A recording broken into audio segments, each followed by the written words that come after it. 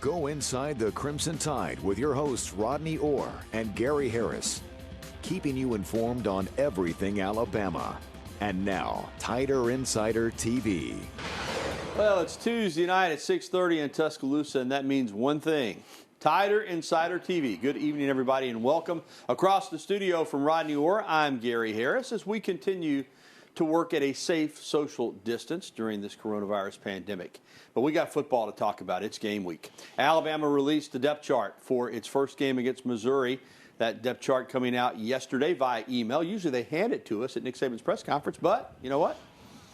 We're not at Nick Saban's press conferences this year. No surprise, though, Mac Jones was named Alabama's starting quarterback ahead of Saturday's season opener at Missouri. Jones, a redshirt junior, was the favorite to win the job over true freshman standout Bryce Young and redshirt freshman Paul Tyson. Jones took over for an injured Tua Tagovailoa late last fall and played well under difficult circumstances down the stretch. His development this year, he says, stems from the people that he's been around the past few years.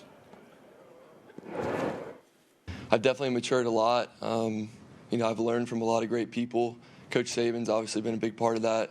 Just watching him coach me and taking what he says and applying it to my life. And obviously my teammates, just learning from them and watching the older guys when I was younger. And now that I'm sort of an older guy now, just trying to set the example that I can for the younger guys. Rodney, late last season when Tua went down, it was a bad time for Alabama football. Thankfully, he was okay. He's now with the Miami Dolphins. And I guess if there was some good that came out of it, it was that Mac Jones got to play some quality football down the stretch. And he will not play in a tougher or more hostile environment in his career than he faced last year at Jordan-Hare Stadium in the Iron Bowl. Had a couple of pick sixes in that game. One was his fault. One I thought maybe wasn't his fault.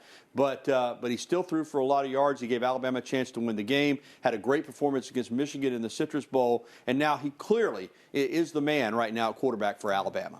Yeah, I think, Gary, that experience that he got, certainly valuable. You can't put a price tag on that. I think Mac's really grown, maturity-wise as a leader. I think that's certainly something that's extremely important, especially from the quarterback position. I think those opportunities that he got last year, invaluable to where he is right now. So when you're heading into a season, even though you don't have your returning quarterback back, I think this is probably as good of a situation as you could hope for.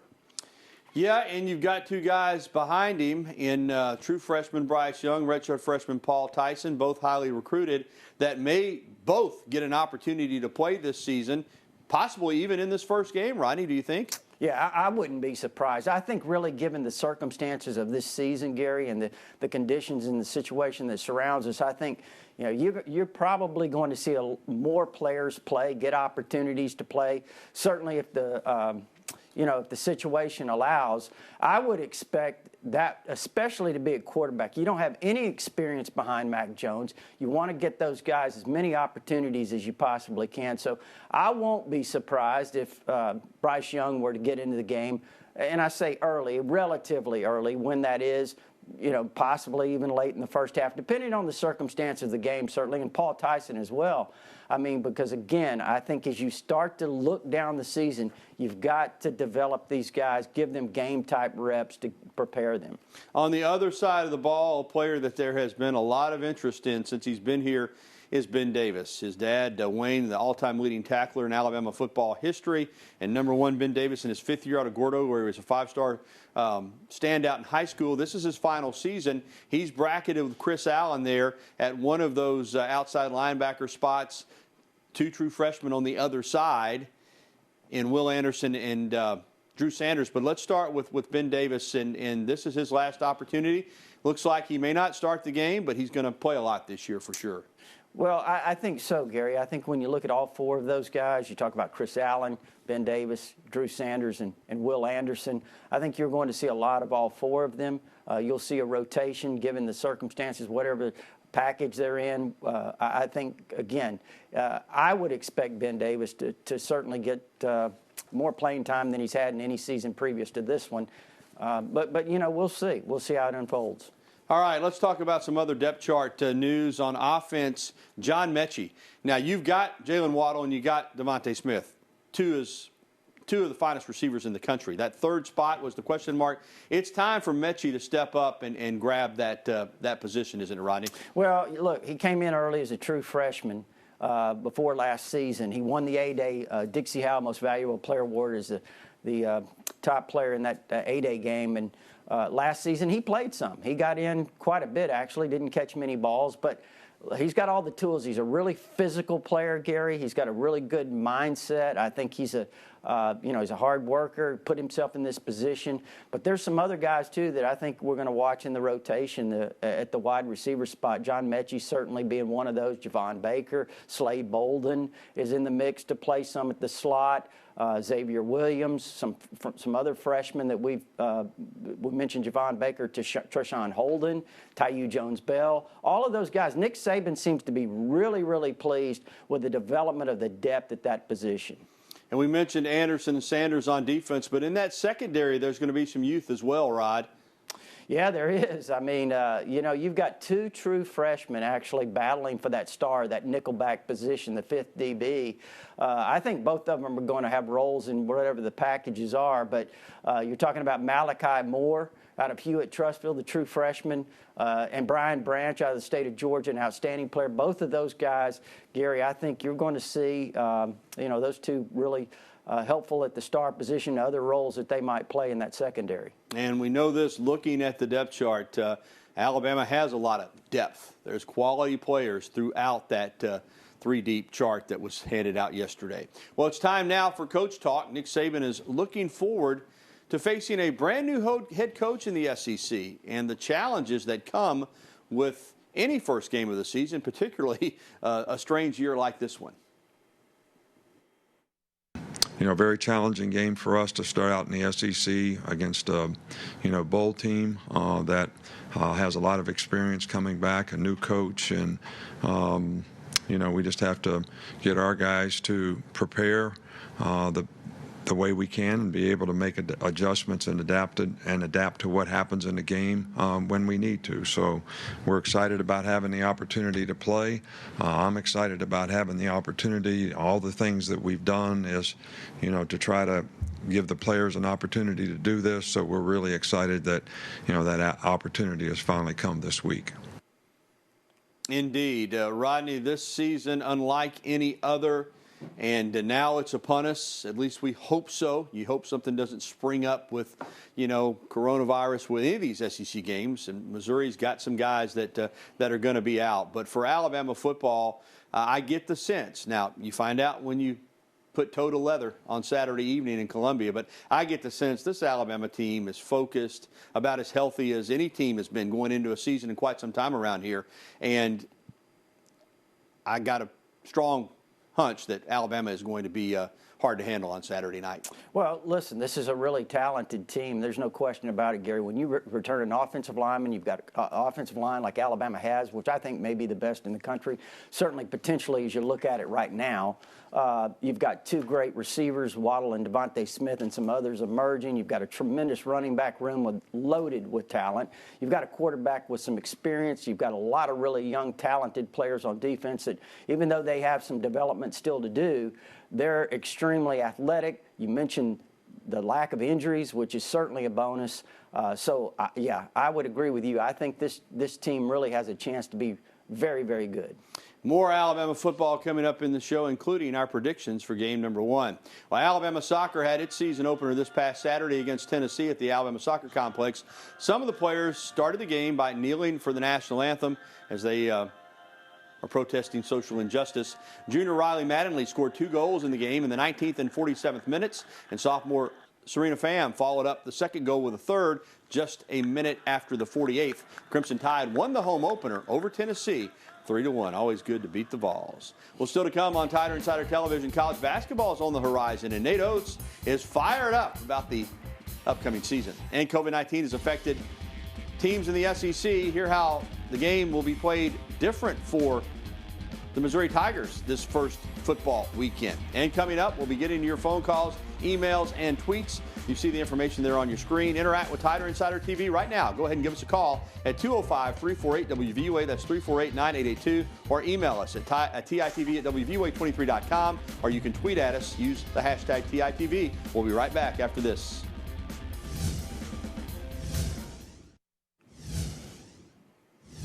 Welcome back to TITV. I'm Gary Harris. Across the studio from Tider Insider's Rodney Orr. Well, we said earlier we hope that all the games get played in this unusual.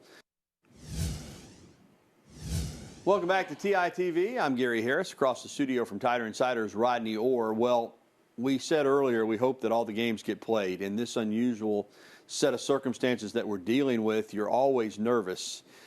And Missouri's already dealing with some things. Of course, they're dealing with the fact that Alabama's a lot better, but also personnel issues. Coach Eli Drinkwitz said there could be, and probably will only be, 69 scholarship players available this weekend for the Tigers. Of course, they're at 81 anyway because of some NCAA restrictions. But at a press conference, Drinkwitz reported that 7 Tiger players will miss the game against the Tide for COVID-19 related reasons. 4 more players will not play due to injury or after deciding to opt out of the season. And earlier today, the Southeastern Conference announced an official partnership with Connexon. Every football player in the SEC will wear a small, lightweight device also used in the NFL to help with COVID-19 contact tracing efforts. The company produces a product called Safe Tags. It's the size of a watch face and uses ultra-wideband technology to calculate the proximity between individuals, assuring distance and length of time. In essence, when there's a new positive test, Connexon can go back through its data to determine if others had too much contact and are at risk themselves. Rodney, the NFL, the NBA using the same technology. They've had the best success in protecting players from COVID-19. So clearly, this looks like another positive in being able to deal with this virus. Yeah, really interesting. I had not actually heard of that till you just read that. So, that is a very interesting piece of technology there, Gary, and certainly it's hope it's very helpful. Indeed. Well, the NCAA Division I Council set the date for the opening of basketball practice and the first regular season games in men's and women's basketball. Teams can begin full practices October 14th with the first regular season games as early as November 25th.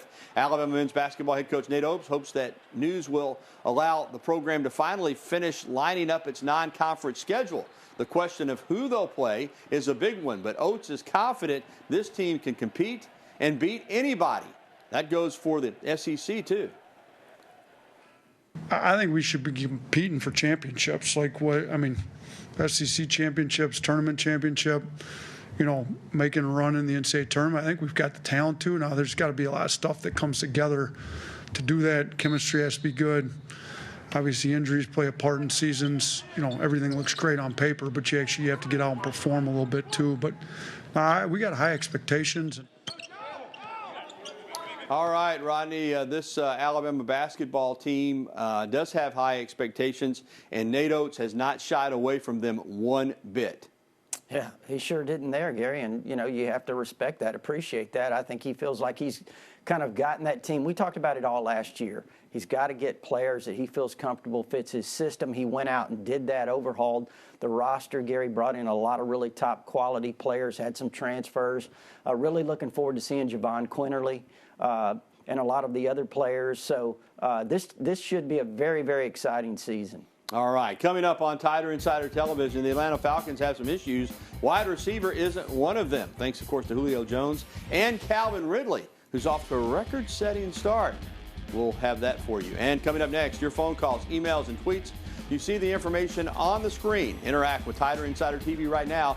Go ahead and give us a call or send us an email, or you can tweet at us as well. We'll be right back after this.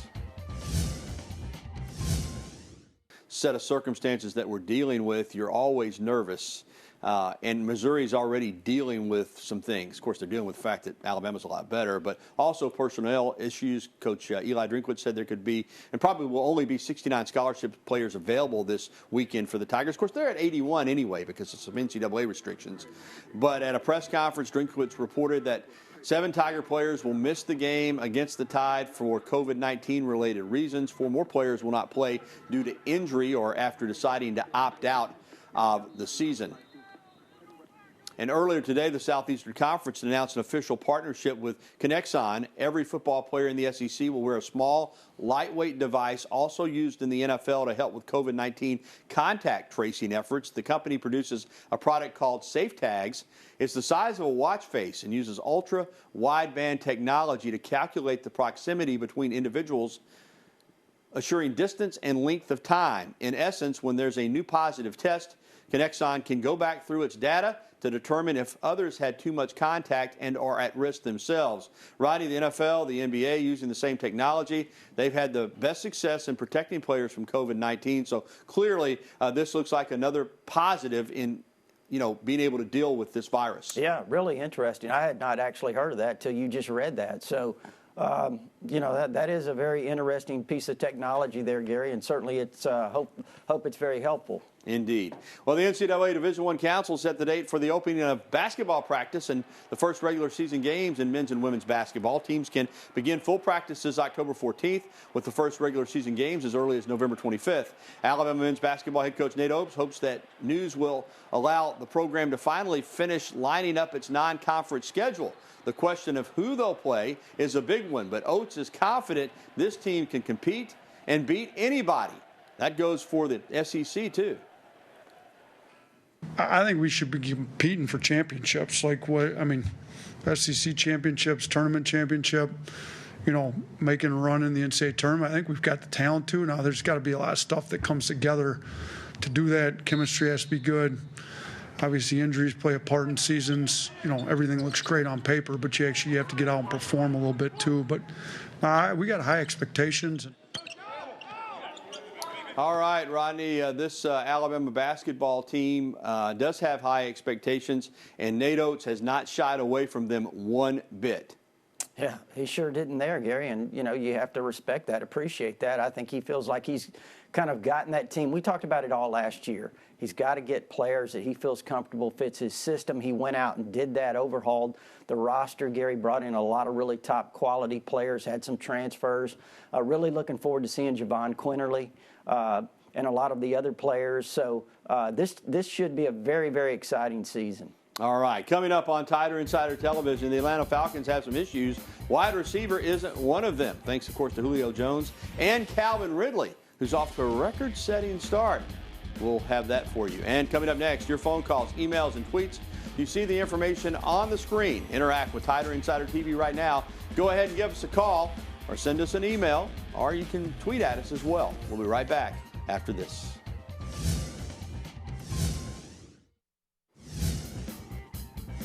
Falcons are off to an 0-2 start, but Calvin Ridley has been a bright spot. Last Sunday against the Cowboys, Ridley finished with 109 yards receiving and 2 touchdowns. He also had over 100 yards and 2 touchdowns in Week 1.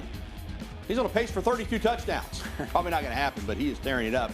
It makes him the first player in 21 years to open the season with back-to-back games over 100 yards and multiple touchdowns at the receiver position.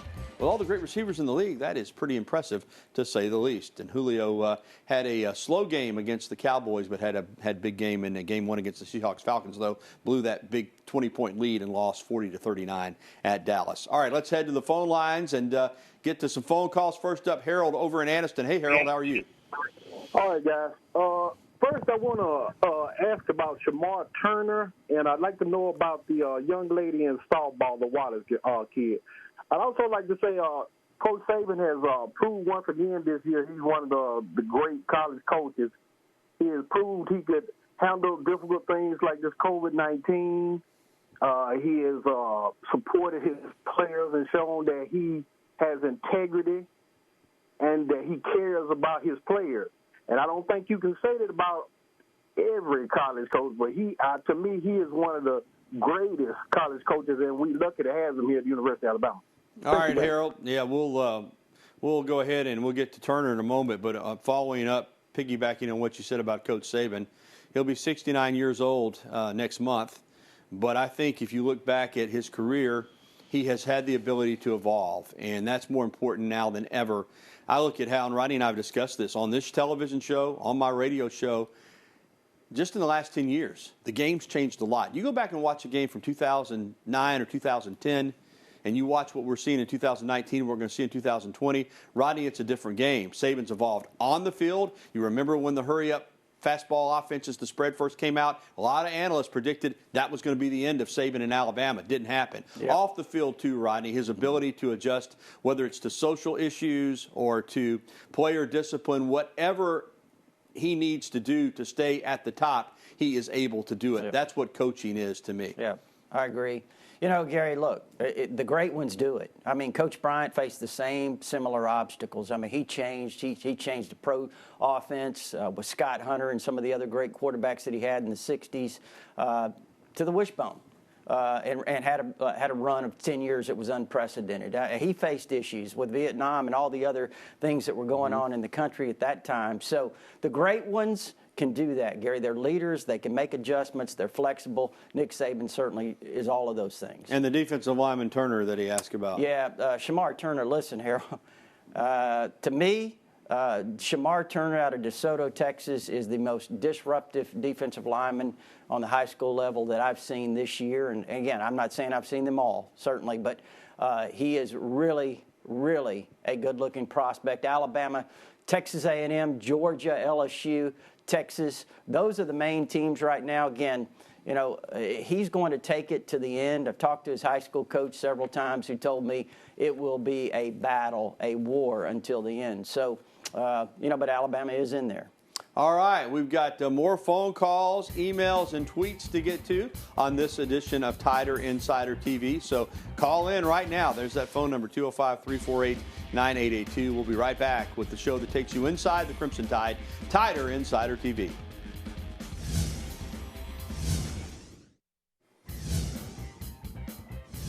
Bama softball alum Haley McClinney had an incredible week with Athletes Unlimited's Team Reed. She went yard not once, not twice, but 3 times in a row in 3 games.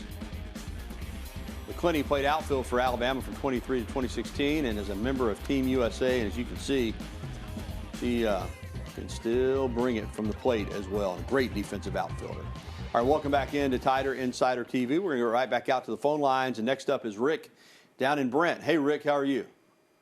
Brian, how are y'all doing tonight? Doing well, buddy. Brian, I was just wondering, what was your favorite win at Bryant-Denny Stadium? Because mine was the 81 Mississippi State game, and that's something that I will never forget because they beat us the year before. Yeah, that was the Tommy Wilcox interception game against John Bond in 81. Oh, gosh, I think we got a similar question to this not too long ago. I'm going to have to think. Bryant-Denny, I've seen some big ones. Let's see, Rodney. I think 99 Mississippi State jumps to my mind when you look back at the fact that Mississippi State was undefeated. Alabama went on to win the SEC. 2005 Florida. 2007 Tennessee. Those are just a few that. 2008 Iron Bowl. There have been some others. What are some that jump out to you? Well, I really remember the 94 Alabama-Georgia game where Alabama came back. Jay Barker led a great comeback. That was one of the most exhilarating games. I think at Bryant-Denny, a 29-28 win. Michael Proctor nailed that field goal at the end. You know, how about the Tennessee game in 2009 that really kind of might have saved a national championship if you look at it. You know, Tennessee lining up to kick the winning field goal, and Terrence Cody blocks the second field goal of that game for him. And I remember your words well, buddy. You said, you looked at me and you said, we're getting ready to go down. I said Bama's going down, but they didn't. Real quick, Twitter from a Goal Line Stan. Will we see more nickel or dime defensive packages to give our young secondary some additional help? Goal Line Stan, if you know Nick Saban, you're going to see whatever he thinks needs to be utilized to help them win on defense, Rodney. That's the best way I can answer that.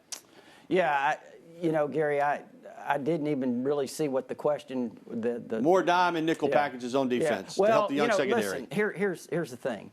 Nick Saban kind of addressed this last week, and he said that if, depending on the secondary, they may play more nickel. If they feel more confident with their secondary in nickel, that they may play more nickel and less dime. So we'll see. All right. Thanks for the phone calls. Thanks for the emails.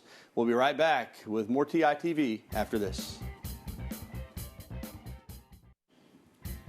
Former Alabama wide receiver Cam Sims is back with the Washington Redskins active roster. That's great news. This is a guy who's battled some long odds throughout his career, but hey, he's making it in the National Football League. Also, another former Washington player, tight end Hell Henches, is signed with the Indianapolis Colts practice squad. But Rodney, game one is finally here, and it's prediction time. We'll start with you. Alabama at Missouri on Saturday night. Well, listen, Gary, we've talked about this repeatedly. I think the teams that have been managed the best over the last 6 months, the coaches have had the best focus, gotten the best focus out of their players. I think those are the teams that are going to be the most successful.